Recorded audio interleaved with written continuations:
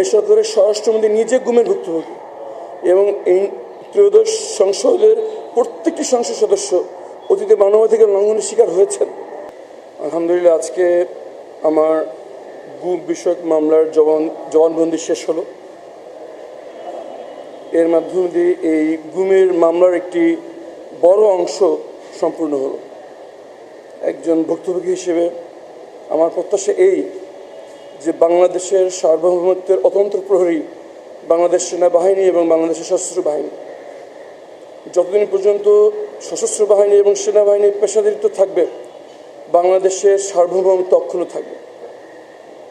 এটা জেনেই ফ্যাসিস্ট হাসিনা গুমের মতো মানবতা বিরোধী অপরাধের সাথে জন্য সেনাবাহিনীর দেশপ্রেমিক সদস্যদের ব্যবহার করেছিল। উদ্দেশ্য ছিল সেনাবাহিনীর পেশাদারিত্ব নষ্ট করা এবং এর মাধ্যমে বাংলাদেশের সার্বভৌমত্বকে অরক্ষিত করে তোলা। আমার প্রত্যাশা একজন ভুক্তভোগী হিসেবে এই বাংলার মাটিতে বাংলাদেশের মানুষের অধিকার হবে সবচাইতে পবিত্র জিনিস এবং বাংলাদেশের সেনাবাহিনী হবে সবচাইতে সম্মানিত এবং বাংলাদেশের মানুষের সর্বশেষ আশার স্থল। আমার আহ্বান, বাংলাদেশের সেনাবাহিনী এবং সশস্ত্র বাহিনীকে এই যে পবিত্র স্থানে আছে সেটার জন্য আর কেউ কোনোদিন অপব্যবহার না করে এবং ভবিষ্যৎ বাংলাদেশ হচ্ছে মানুষের অধিকারের ব্যাপারে সবচেয়ে সচেষ্ট এবং অধিকার হবে সবচেয়ে পবিত্র জিনিস। যে যত ক্ষমতাধর ব্যক্তি হোক, যত ক্ষমতাধর দল হোক, যত পরাশক্তির সাথে তার যত যোগাযোগই থাকুক না কেন, বাংলাদেশের মানুষের অধিকার আর কেউ কোনোদিন নষ্ট করতে পারবে না। এটাই আমাদের লক্ষ্য। এই বিচারের মাধ্যমে আমরা যেন সেটা অর্জন করতে পারি। ধন্যবাদ সবাই।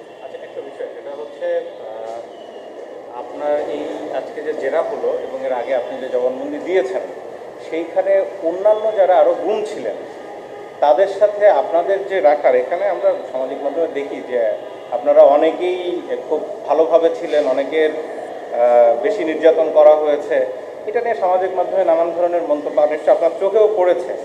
মানে এটা নিয়ে একটু জানতে চাই যে আসলে আপনারা কি সেই মাত্রায় নির্যাতিত হয়েছিলেন নাকি ভালোই ছিলেন? দেখুন,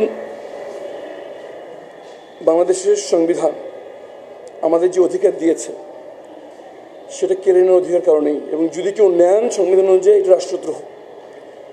অবশ্যই নির্যাতনের মাত্রা ভিন্ন ছিল। আমি অবসরপ্রাপ্ত মেজর জেনারেল আজমি, তাদের নির্যাতনের মাত্রা ভিন্ন ছিল, কিন্তু যতই ভিন্ন থাকুক, যে এই মুহূর্তে একজনকে 24 ঘন্টার বেশি আটক রাখা হলো, সেই মুহূর্তে এটি মানবতা বিরোধী অপরাধের একটি সংবিধান লঙ্ঘন হয়ে গেল। যখন এটি ব্যাপক এবং নিয়মতান্ত্রিকভাবে হচ্ছিল, তখন এটি মানবতা বিরোধী অপরাধের মধ্যে পড়ে গেল। নির্যাতনের মাত্রার উপর এই অপরাধ নির্ভর করে না। এই অপরাধগুলি রাষ্ট্রীয় সিদ্ধান্তে ব্যাপকভাবে এবং নিয়মতান্ত্রিকভাবে হয়েছিল কিনা এটাই দেখার বিষয়।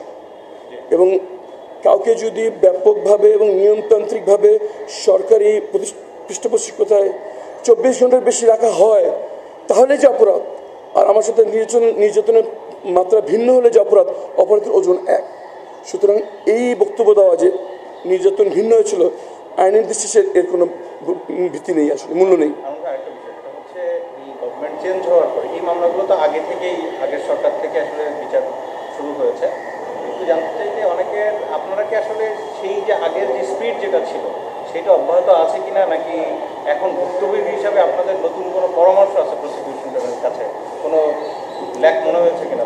প্রথমত হচ্ছে আমরা আস্থা রাখতে চাই আমাদের বিচার ব্যবস্থার উপর, আমরা আস্থা রাখতে চাই নতুন সরকারের উপর। এই সরকারের প্রধানমন্ত্রী নিজে নির্যাতনের ভুক্তভোগী, এই সরকারের স্বরাষ্ট্রমন্ত্রী নিজে গুমের ভুক্তভোগী এবং এই ত্রয়োদশ সংসদের প্রত্যেকটি সংসদ সদস্য অতীতে মানবাধিকার লঙ্ঘনের শিকার হয়েছেন। এই মুসলিমদের মিলন মেলার উপর আমরা আস্থা রাখতে চাই যে এই সংসদ, এই নতুন সরকার এবং এই বিচার ব্যবস্থা আমাদেরকে বিচার নিশ্চিত করবেন। এবং আমরা এই আস্থা রাখতে চাই যে শুধু এখন নয়, ভবিষ্যতেও আর কখনো এই ধরনের অপরাধ যদি সংঘটিত হয়, এই বিচার ব্যবস্থা, এই সংসদ এবং সরকার তার ব্যাপারে কঠোর হবেন এবং আপসহীন হবেন।